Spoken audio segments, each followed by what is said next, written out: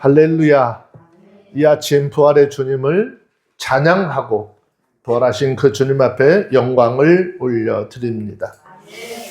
오늘 귀한 예배 속에 부활의 축제라고 하는 주제로 우리 함께 은혜를 나눌 때 하나님의 귀한 은혜가 우리 각자의 심령 속에 임하여서 우리의 삶을 평안케 하고 기쁘게 하고 감사가 넘치게 하는 그런 복된 삶이 되어주시기를 주의 이름으로 축원합니다. 누가복음 24장은 예수님께서 죽으시고 장사되신 지 3일 만에 부활하셔서 엠마오로 가던 두 제자에게 나타나시고 또 베드로에게 나타나시고 또 제자들에게 나타나신 것들을 기록을 하고 있습니다. 먼저 부활하신 예수님, 그 예수님의 기록을 1절부터 12절까지 말씀을 하고 있는데 이 말씀을 함께 교제할 때 하나님의 큰 은혜가 임하기를 원합니다. 자, 1절, 2절, 3절까지입니다. 함께 안식 후 첫날부터 시작. 안식 후 첫날 새벽에 이 여자들이 그 예비한 향품을 가지고 무덤에 가서 돌이 무덤에 굴려 옮겨준 것을 보고 들어가니 주 예수의 시체가 되지 아니하더라. 자, 갈릴리에서부터 출곧 예수님과 함께 했던 여자분들이 있습니다. 주님과 함께 예루살렘으로 올라오면서 주님의 수발을 들었던 여자분들이 예수님의 무덤을 찾아왔습니다. 그 이유는 이 여인들이 예수님의 장례식 때 안식일이 너무 촉박해서 자신들이 준비한 향품과 향유를 주님에 바르지 못한 그런 것을 안식일이 지난 후 지금이라도 가서 예수님의 시신의 것을 바르기 위해서 가지고 예수님의 무덤을 찾은 것이죠. 하지만 마태복음 27장 66절을 한번 잠깐 좀 보실까요? 마태복음 27장 66절에 보면 예수님을 안치한 그 무덤 입구는요, 큰 돌로 막고 임봉까지 했다라고 기록을 하고 있습니다. 마태복음 27장 66절 함께 볼게요. 시작.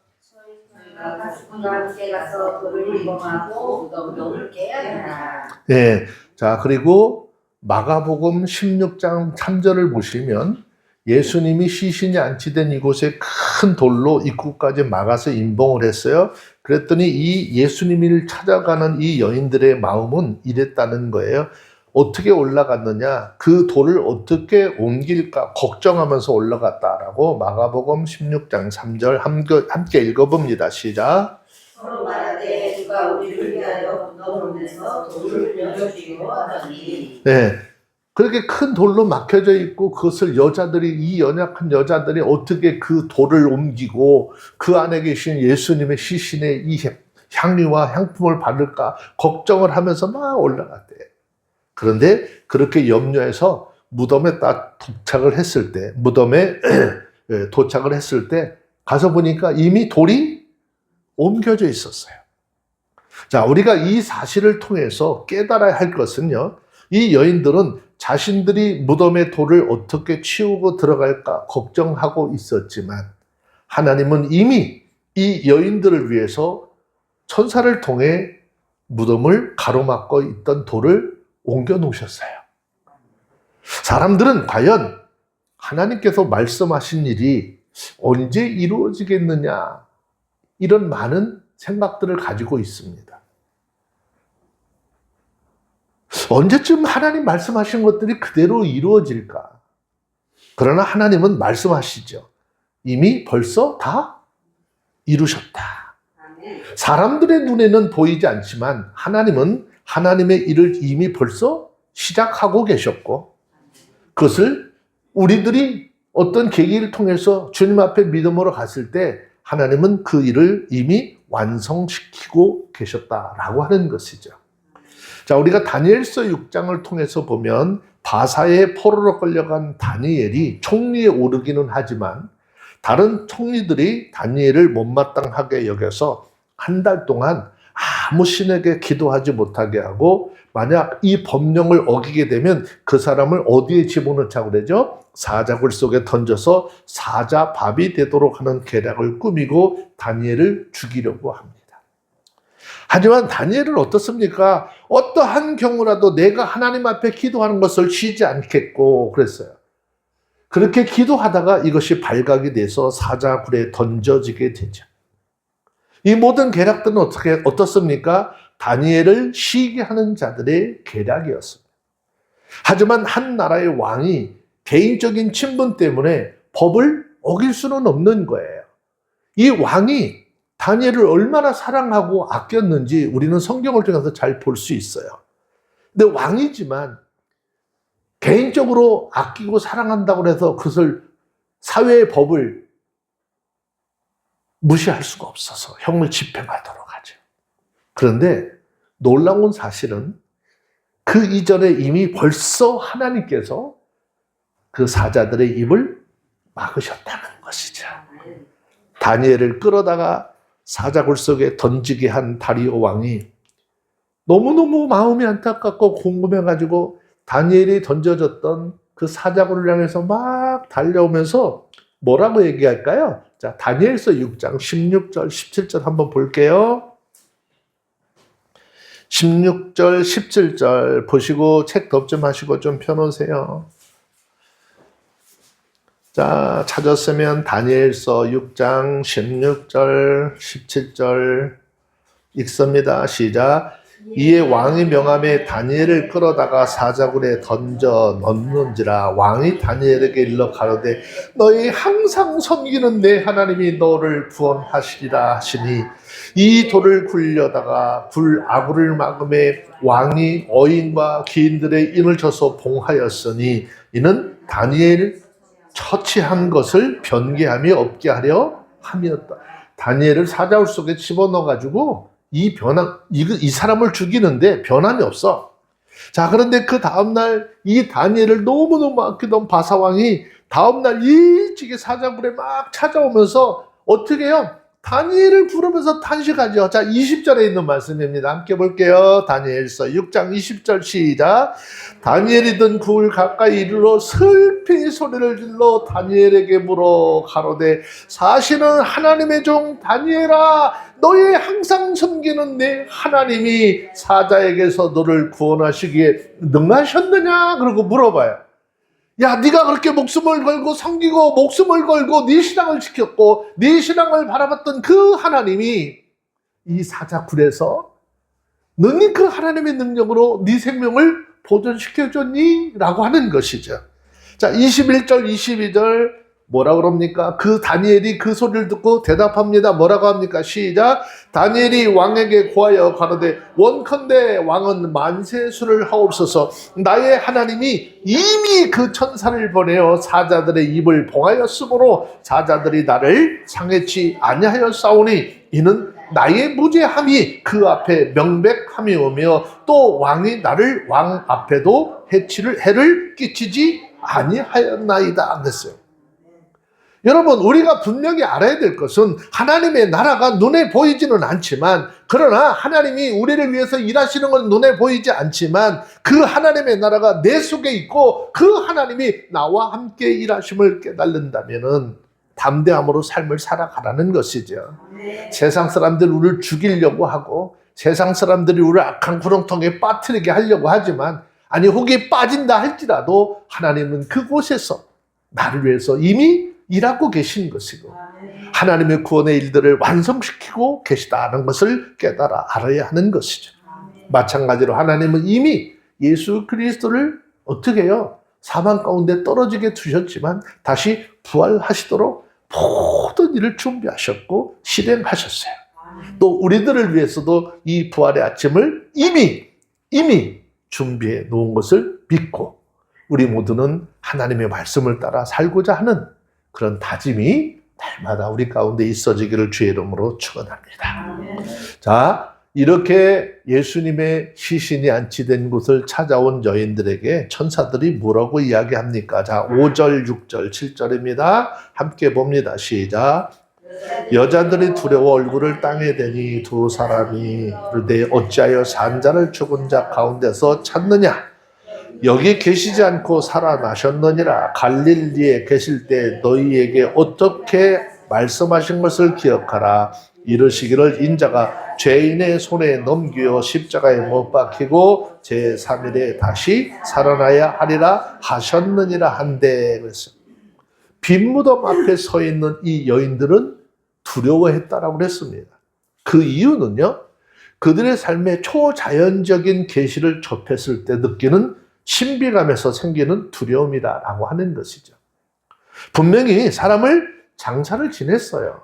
그런데 그 무덤이 빈 무덤이었다는 그런 사실이 도저히 믿겨지지 않았고, 또 그때를 같이하여 그들 가운데 나타난 천사의 존재는 더욱더 이 여인들로 하여금 두려움에 빠지게 했습니다.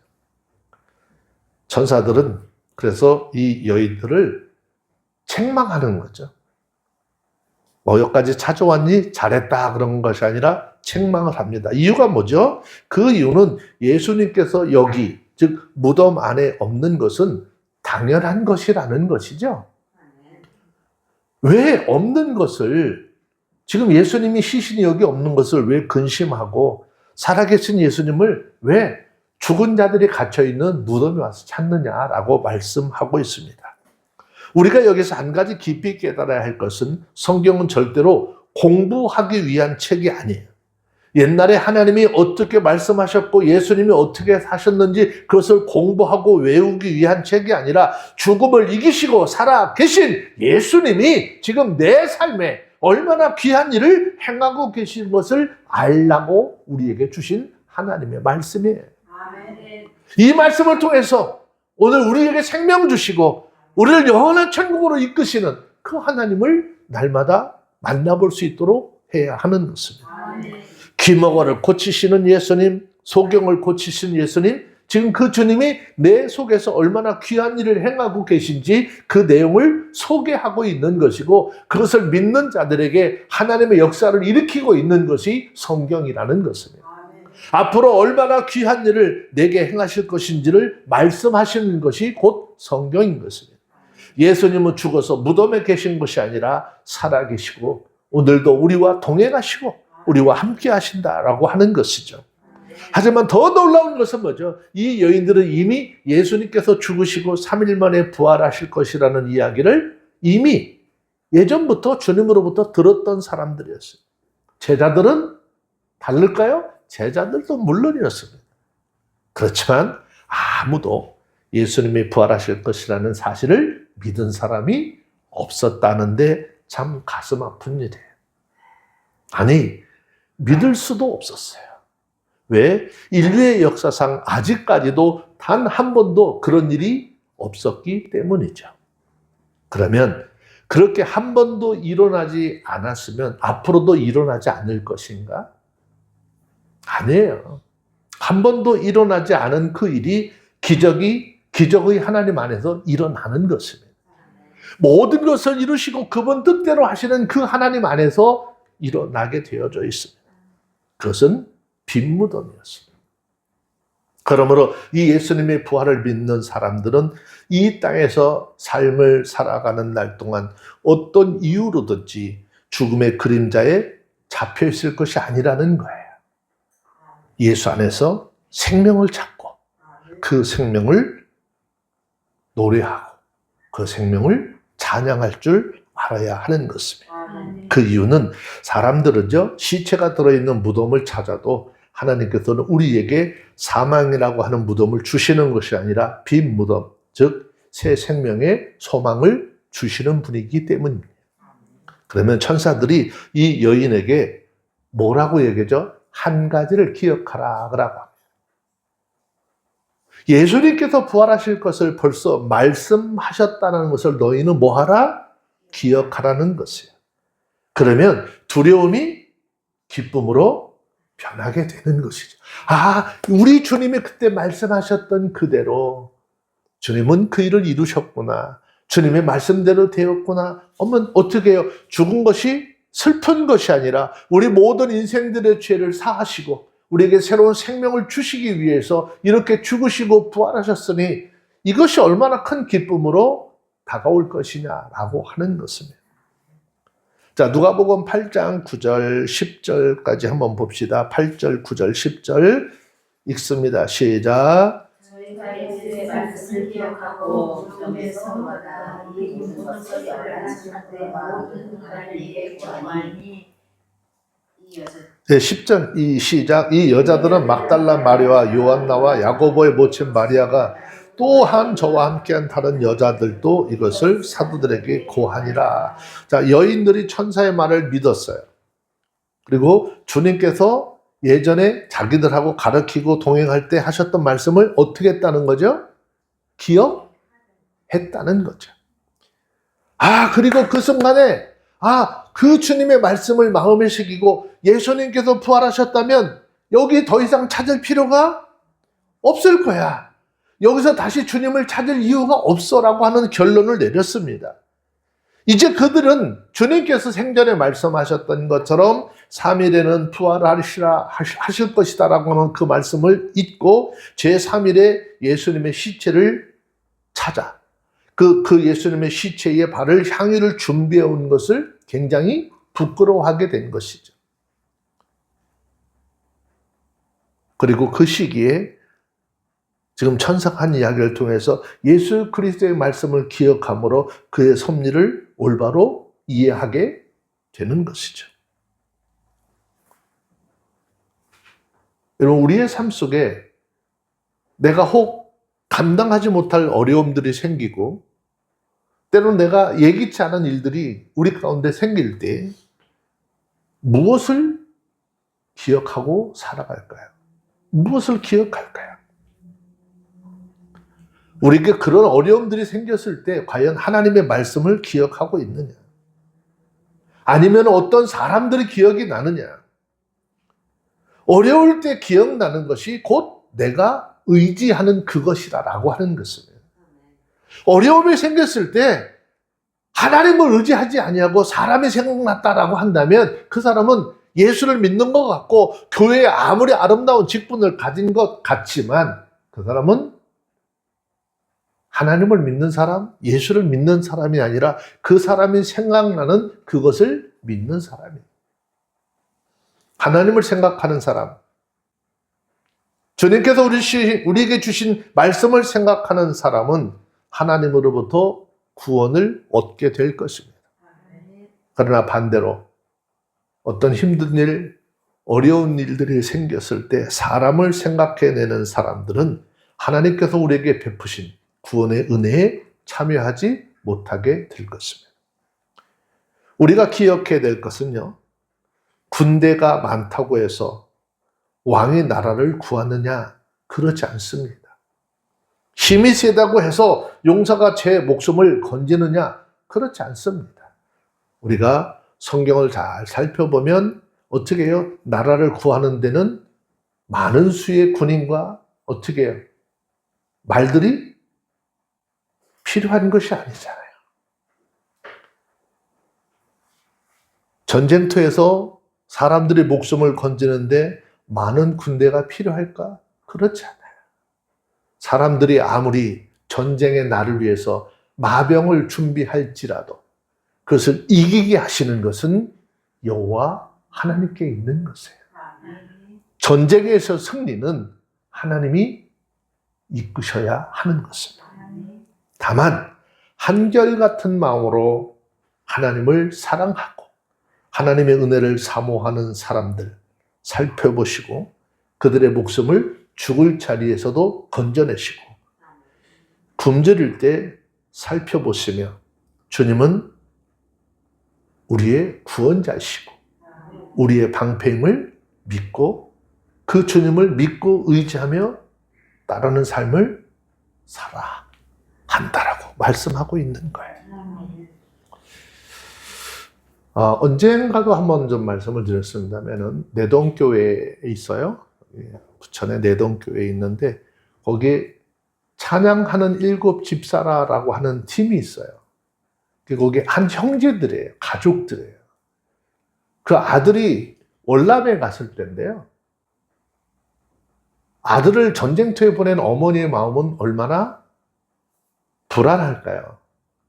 어머니는 날마다 새벽 기도부터 모든 예배에 빠지지 않고 하나님 앞에 이렇게 예배를 열심히 드리러 다니셨는데 어느 날 길거리에서 집으로 돌아오는 과정 속에 마음에 성령께서 너 아들을 위해서 빨리 기도해. 그 마음이 그렇게 오더라는 거예요. 그래서 오던 길을 갑자기 멈추고 길거리에 앉아가지고 하나님 앞에 기도했다는 거예요. 그런데 놀라운 게 그 사실이 끝나고 났는데 기도가 끝나고 집에 돌아와서 얼마 안 있고 이제 부대에서 연락이 왔는데 아들이 거의 사망 지경에 지금 이르렀다는 거죠. 그런데도 마음속에서는 불안한 마음보다는 계속 하나님 앞에 기도해야 되겠다라고 하는 기도를 하는 거예요. 그래서 기도를 계속 했대요. 그랬더니 몇 날, 며칠이 지났는지 이 아들이 생명이 돌아왔고 회복 중에 있다라고 연락을 받았대요. 그분이 그 월남전에 나가가지고 총을 7방을 맞았어요. 총알을. 그래서 원래 군대에서 그 군복을 주지 않아요. 근데 그 사람은 내가 하나님의 사람이고 나를 이 전쟁터에서 나를 살리신 그 하나님을 나는 간증해야 되니까 그 사단에 간곡히 부탁을 해가지고 그 군복을 가져다녀요. 총이 다리서부터 시작해가지고 왼쪽 오른쪽을 7발이 관통냈어요. 살 수 없는 가운데 하나님이 자신을 구했어. 그래서 그 사람은 한국에 돌아와서 우리는 이렇게 해서는 안 되겠어. 나를 그 죽음에서 구원하신 하나님을 어떻게 내가 모를지 해. 그래서 그들은 가족끼리 찬양 선교단을 만들어서 하나님 전쟁에서 총알을 7방 맞았지만 나를 살리신 그 하나님을 간증하면서 이렇게 선교단으로 사역을 하면서 하나님의 영광을 나타냈던 사람이 찬양하는 7집사라. 너무 참 멋있었어요.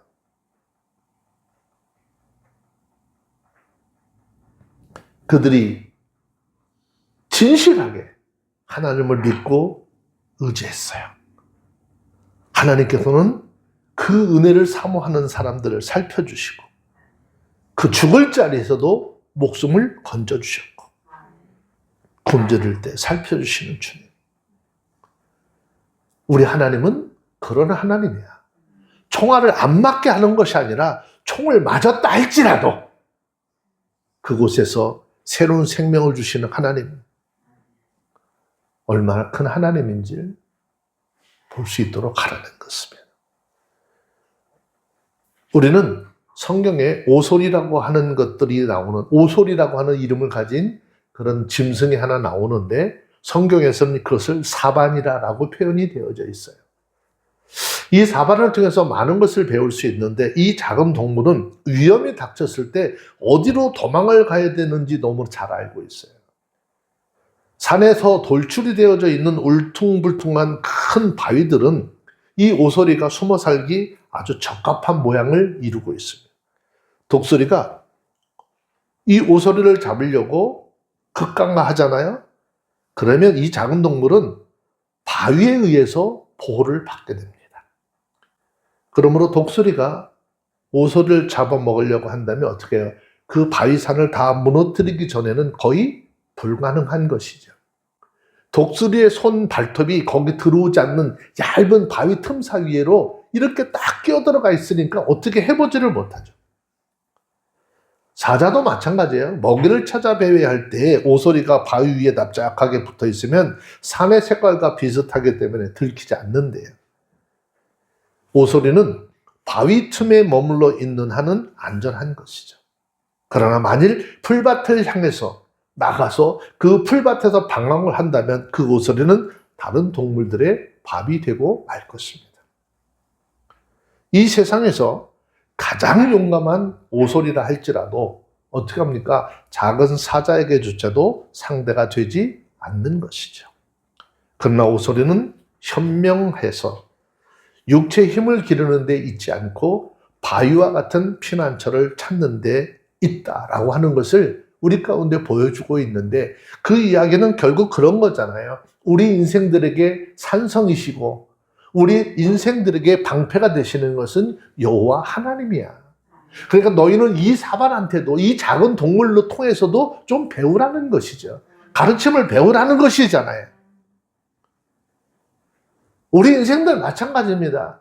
여러분, 무슨 세상적인 권력 이런 것들로 내가 무슨 힘을 키우려고 하는 것이 아니라 모든 것을 가능케 하시고 있다가도 없게 하시고 없다가도 있게 하시는 그 하나님을 믿고 의지하며 나갈 때 하나님은 그 속에 믿음을 가진 자들을 세우시고 하나님의 영광을 드러내게 하시는 은혜가 있게 되는 것입니다.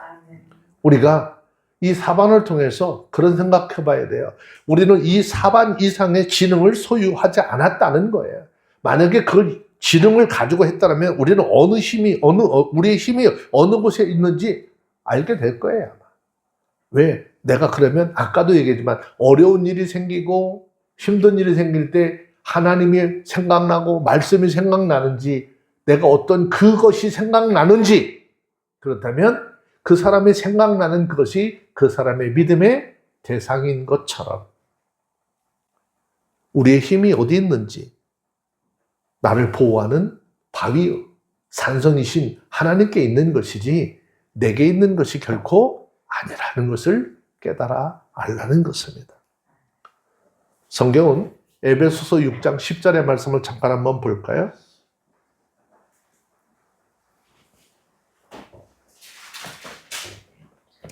에베소서 6장 10절 함께 봅니다. 찾으셨으면 함께 읽도록 합니다. 시작.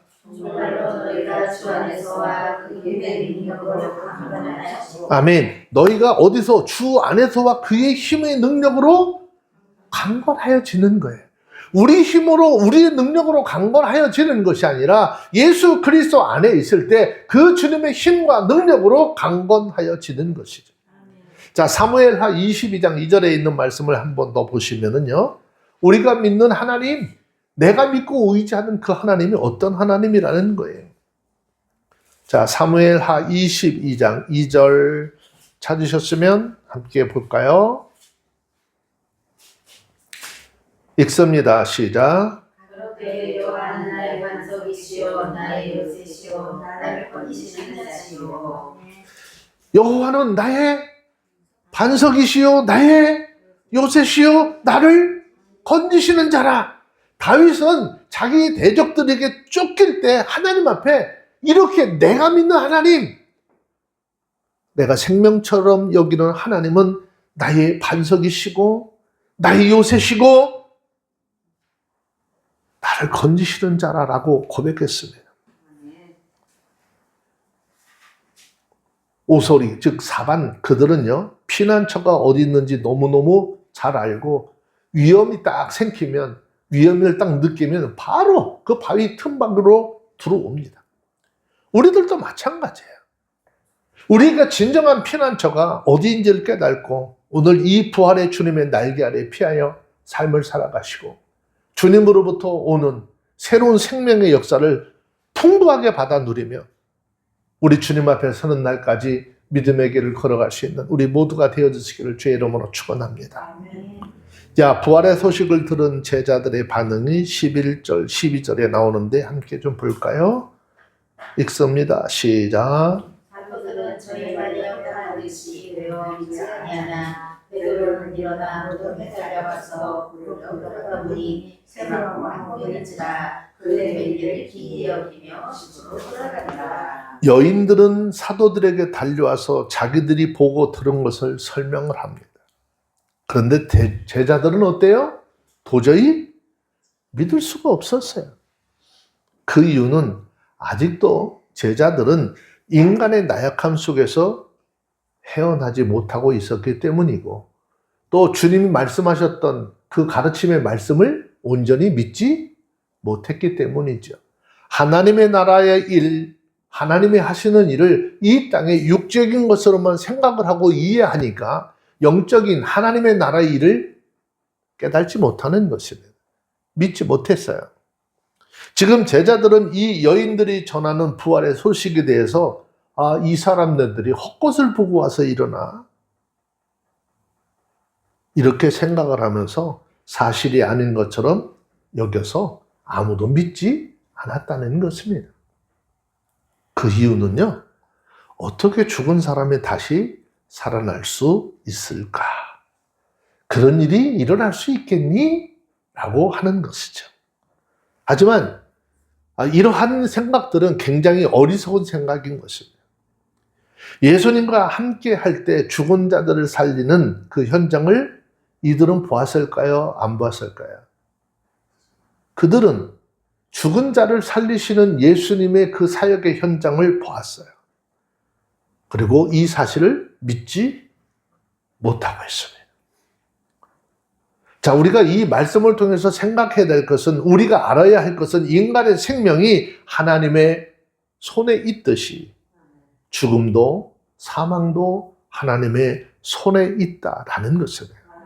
그러므로 사람을 태어나게 하시는 분도 생명의 주관자이신 여호와 하나님이신 것이고, 죽은 사람을 다시 살리시는 분도 하나님이에요. 근데 왜 이렇게 불신앙이 생겨났느냐라고 하는 거예요. 그것도 예수님의 제자들인데.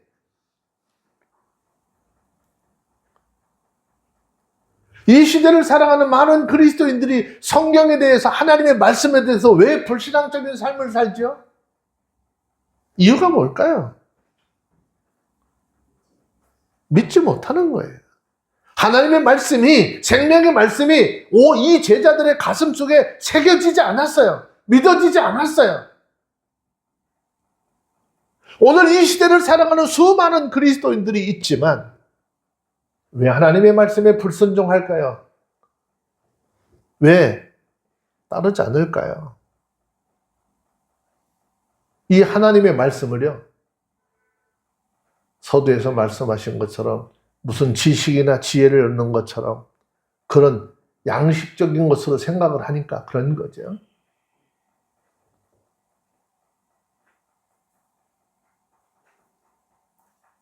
하나님의 말씀은 우리에게 곧 생명인 것입니다. 하나님의 말씀이 믿어져야, 하나님의 말씀이 깨달아져야 그 다음에 행하는 역사가 있어지는 거예요.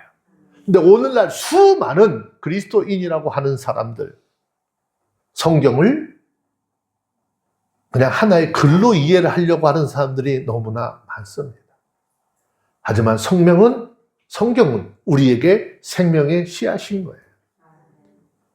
아무나 전도돼서 오는 것이 아니에요. 성경이, 하나님의 말씀이 생명의 씨앗이기 때문에 이 씨앗이 있는 자들이 말씀을 전파할 때 그 생명의 씨앗이 상대 영혼에게 들어가서 그 마음속에서 씨가 떨어지고 뿌리가 내려지고 잎이 나고 싹이 나야 주께로 돌아오는 거예요. 그게 어떤 사람은 잠깐일 수 있지만 어떤 사람은 많은 세월을 거쳐서 주께로 돌아오는 경우들이 그런 거예요. 여러분, 저와 여러분들은 지금 세상을 향해서 예수 그리스도의 생명의 씨를 뿌리는 사람들이잖아요. 세상의 것 뿌리는 것이 아니라 예수 그리스도의 생명을 뿌리는 하나님의 사람들이에요. 이 생명의 씨앗이 뿌리를 내리고 움터서 아름다운 신앙의 결실을 맺을 수 있도록 해야 돼요. 세상 이야기로 전도하면은 거기에는 생명의 역사가 이룰 수 없는 겁니다. 하나님의 말씀으로 전도하시고 하나님의 말씀으로 그들에게 하나님이 어떠하신 분이신지를 깨우칠 수 있는 모두가 되어주시기를 바랍니다. 비록 예수님은 십자가에서 비참한 모습으로 죽었지만 다시 살아나리라 라고 하는 이야기를 3번씩이나 반복하셨어요. 그런데 그들은 그 말씀을 머리에는 새겼어요. 그런데 그 머리에 새겼다라고 하는 것은요, 그냥 바람에 새겨졌을 뿐이지 그들의 가슴 속에는 전혀 새겨지지 않았다라는 것이죠. 그래서 중요한 순간에 하나님의 말씀과 제자들은 아무런 상관이 없는 것이죠. 뭐 예수님께서 돌아가실 때도 그랬잖아요. 십자가에 달려 돌아가실 때 예수님이 힘이 없고 능력이 없어서 십자가에 달려 죽는 것이 아니라고 그랬잖아요. 예수님께서 십자가에 달려 돌아가시는 것은 온전히 주님을 향한 아버지의 뜻을 순종하기 위해서 그렇게 하시는 것이라고 그랬어요. 근데 많은 사람들은 예수님이 힘이 없고 능력이 없으니까 저렇게 비참하게 죽었다라고 하는 거예요. 달려 죽었어. 그 예수 믿어봐야 소용이 없어라고 이야기하는 거예요. 정말 주님 그러셨을까요? 자, 요한복음 10장 8절에 있는 말씀을 잠시 한번 봅시다. 요한복음 10장 18절.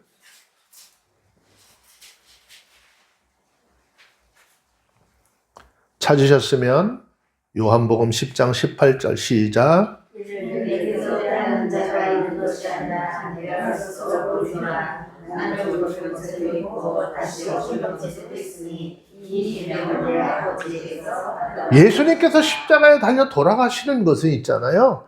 누가 예수님의 목숨을 빼앗는 것이 아니라는 거예요. 예수님께서 하나님의 뜻을 온전히 이루기 위해서 스스로 내려놓으시는 거예요. 나는 그런 권세도 있고 생명을 다시 얻을 권세도 있다. 이 계명은 아버지께서 내게 주신 것이다. 라고 이야기하는 거예요. 주님은 그런 권세가 있고 그런 능력이 있지만 왜 참으셨어요? 그것이 하나님의 뜻이고 하나님이 자신을 통하여 이루실 일들을 이루는 길이기 때문에.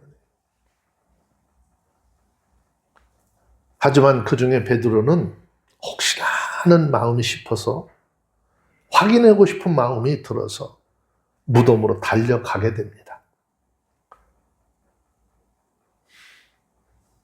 이 달려가는 베드로의 마음은 어땠을까요? 혹시 누군가 예수님의 시신을 훔쳐갈 수도 있었다라고 믿었기 때문이죠. 그런데 다른 제자들은 이러한 마음도 일어나지 않았다는 거예요. 괜히 그곳에 갔다가 로마 병정들이 지키고 있는데 그 무덤을 찾아갔다가 혹시 봉변을 당하면 어떻게 할까?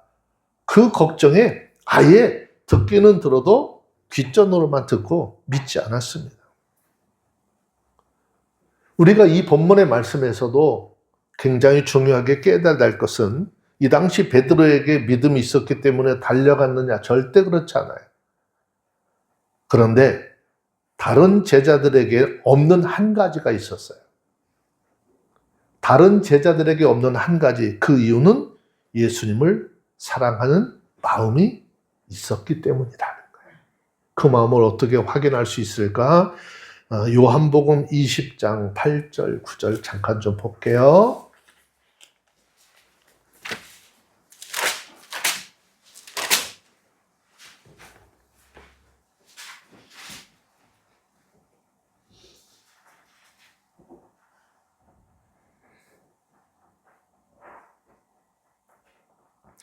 찾으셨으면 한번 읽습니다. 시작.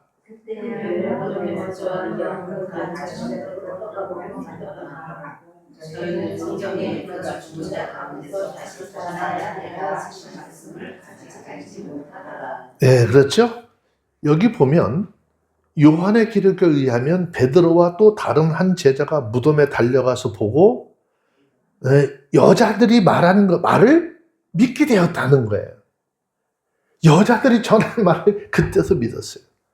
아직 부활의 말씀을 이해하지는 못했다는 거예요. 예수님의 부활은 예수님은 하나님의 아들이시고 그리스도이시고 우리 인생의 죄악을 대속한 구주임을 확증하는 사건인 것이고 예수님의 부활은 영원한 기독교의 중심 교리인 것입니다. 베드로의 신앙 고백이 왜 중요하죠? 세상 사람들은 나를 뭐라 하느냐, 선지자 세례 요한의 하나라라고 이야기를 하지만 그래 세상 사람은 그렇다 할지만 너희는 나를 무엇으로 믿니? 어떻게 생각하니? 그럴 때 아무도 대답하지 못하는데 그때 베드로가 이야기하잖아요. 주는 그리스도시요 살아계신 하나님의 아들입니다. 그런 고백을 했을 때 이미 좀 다 성령께서 알게 했으면 지금도 예수님의 부활을 좀 믿었어야 하는데 생각하는 것 따로 믿음 따로인 것이 우리들의 삶의 주소인 것 같습니다. 우리들은 주변에 그 누구라도 예수 그리스도의 죽으심과 부활을 부정한다라면 그 사람을 멀리 하시기 바랍니다. 그 사람은 거짓된 복음을 가지고 우리 가운데 오는 그런 사람들이죠. 이제 우리 모두는 우리의 영원한 구세주이신 예수 그리스도의 사망하심과 부활하심을 믿고 죄사함과 영생의 구원을 받아 복되고 아름다운 하나님의 나라를 소망하며 살아가는 우리 모두가 되어주시기를 주의 이름으로 축원합니다.